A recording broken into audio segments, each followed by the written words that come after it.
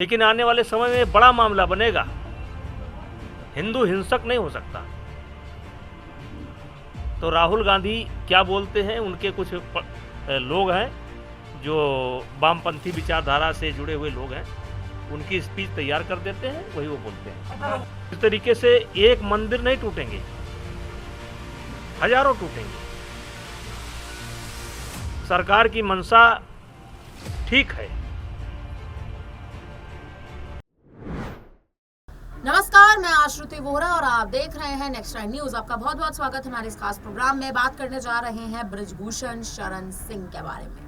उत्तर प्रदेश की केसरगंज की सीट से बृजभूषण शरण सिंह पूर्व सांसद हैं।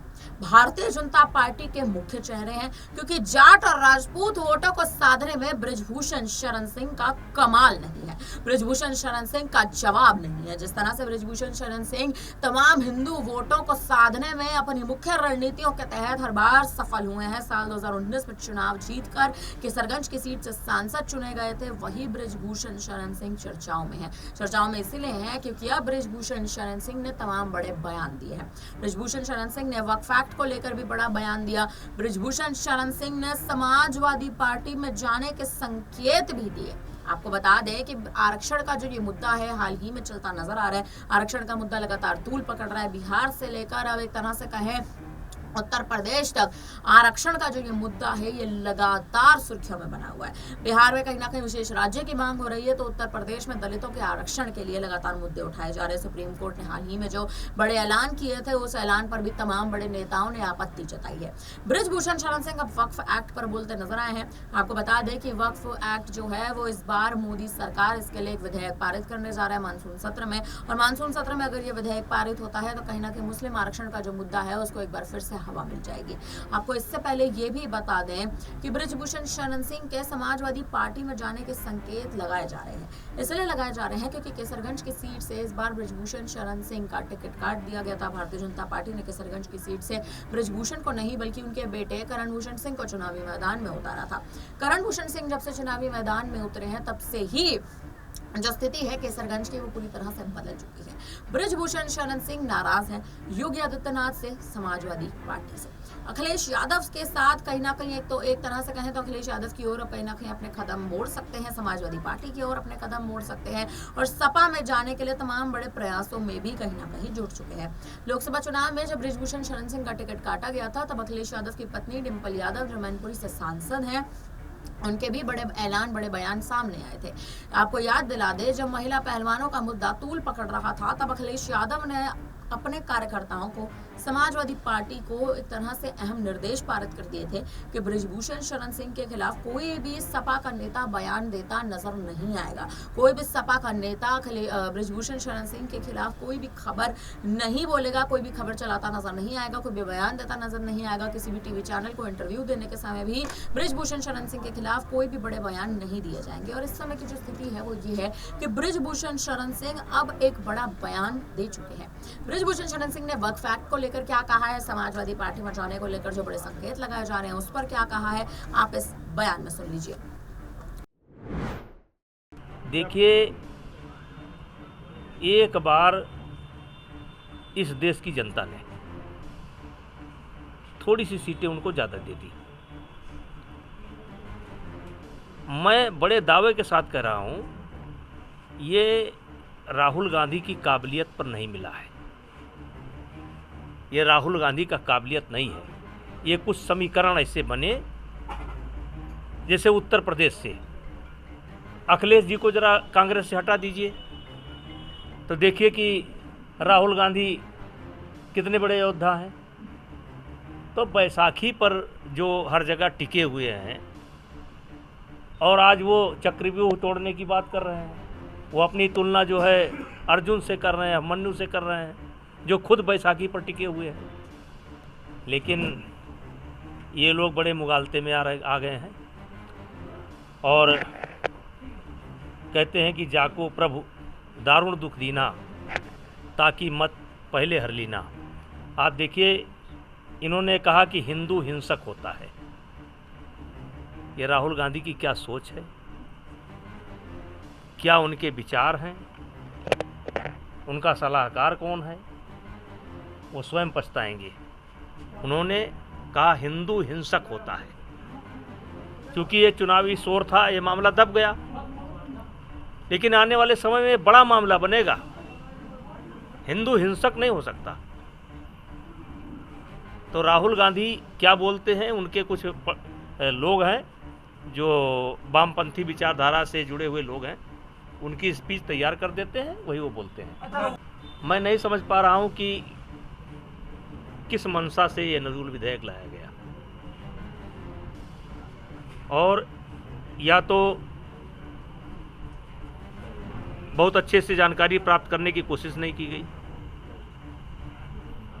और जो मंशा दिखाया गया कि जो इस पर जो है सरकारी कामकाज होंगे या सरकार अपने उपयोग में लेगी।